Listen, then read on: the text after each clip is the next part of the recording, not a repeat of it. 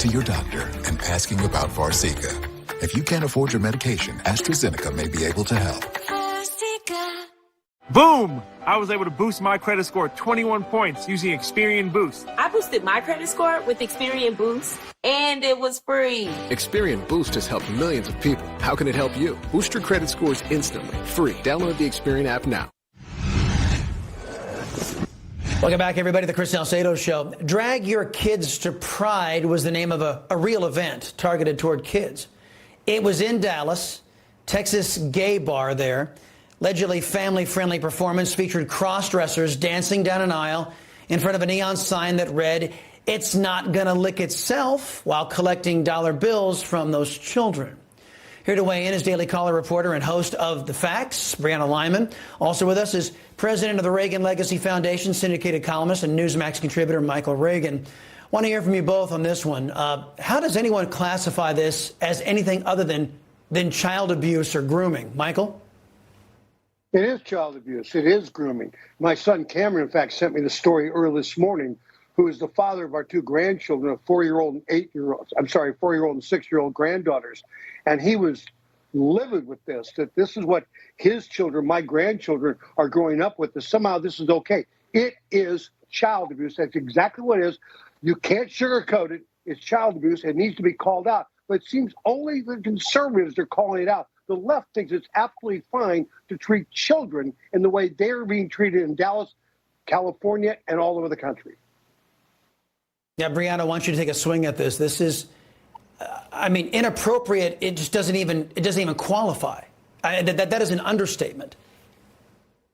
Yeah, and how do parents, consciously sexualize their children? And what you have to remember is these kids didn't just hop on a bus on their own volition. I assume most of them, or many of them, weren't kidnapped and brought there. These are parents who sat back and said, this is a good choice. This is a family-friendly activity. And it makes you wonder what's going through their heads. And what's even more concerning about this is this isn't Texas. This isn't in some, utopia liberal city like New York, where you might be like, all right, I can expect it. Look at the parents and the people who live in New York. This is Texas. And you have young children being paraded down an aisle with, drag queens, and they're being taught that this is okay and it's normal. It's not. And it shows the degeneracy of the culture and of our society as we go forward.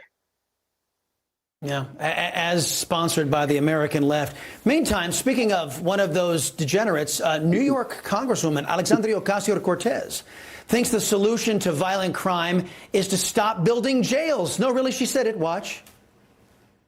If we want to reduce violent crime, if we want to reduce the number of people in our jails, the answer is to stop building more of them. The answer is to make sure that we actually build more hospitals, we pay organizers, we get people mental health care and overall health care, employment, etc.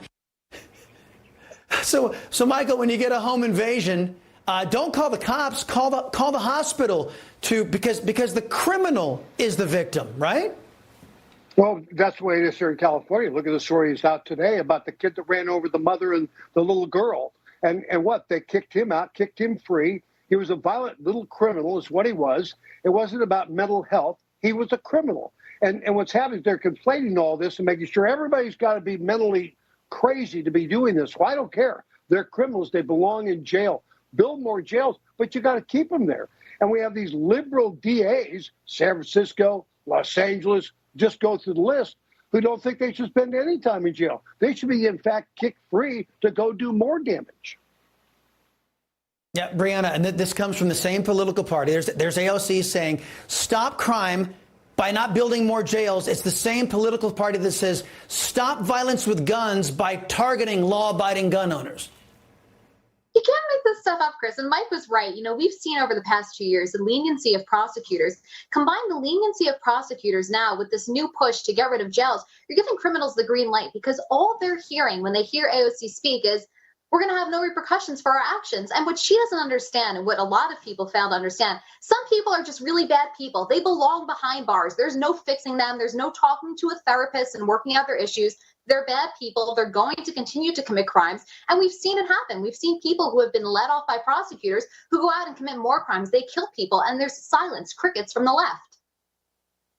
Yeah, and Michael, to drive this point home, according to a new FBI report, California, the number one, my former home state, your current home state, number one state in the country for gun control, was also the number one in active shooter incidents in 2021. Are you as astonished as I am that failed gun control is now getting so much support from the Republicans? Again, they're buying into it because it's all about politics. They made it about politics. They want to make sure they're reelected. They want people to think that they care. If you care, let law-abiding citizens like myself own a gun. They're not taking the guns away from the bad guys. They're wanting to take the guns away from the good guys who are trying to protect themselves and protect their families. And that's what's so outrageous about what is going on. And when you have the right trying to do this feel good, as some of these Republicans buying into it, thinking this will solve the problem, take the guns away from the good guys. You don't see them taking the guns away from the bad guys in Chicago. You don't see them taking the bad guys' guns away in Philadelphia. You don't see it happening in Minnesota. You don't see it happening anywhere. But they want to take what? Now the President of the United States went on record. He wants to take 9mm away. We always knew it, didn't we? Yeah. Oh, yeah, we did. And Brianna, Mike took me right where I wanted to go, because in Philadelphia, there was another mass shooting this weekend. However, the guns that were used were made illegal by liberal laws that they claim is going to stop all of this stuff. But guess what? It doesn't. Of course it doesn't. Now, I live in New York, so we have some of the stringent gun control measures in the country. We saw what happened in Buffalo. And what you have to remember now is Democrats are going to try and federalize gun laws that don't work. And then what they're going to do is when they federalize those gun laws and they still don't work, they're going to come back and say the only option is to now actually take all the guns away. That's the slippery slope we're headed on. And I want to make a point really quickly. I've been seeing a lot of people say that other countries in the world have mental health crisis and they don't have the same issues. It's a gun problem.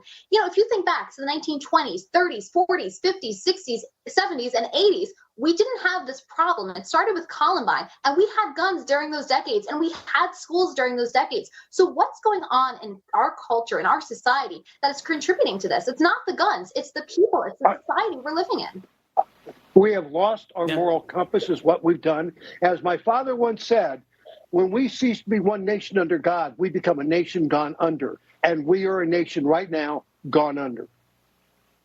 Yep, and your father also pointed out, Mike, that without God, there is no prompting of the conscience. And that's what afflicts, sadly, so many people in Washington, D.C., both sides of the political aisle. Mike Reagan, Brianna Lyman, thank you very much. Appreciate the time, guys. When we get back, the primaries are heating up across the country, but one crucial Senate primary in Nevada could ultimately decide which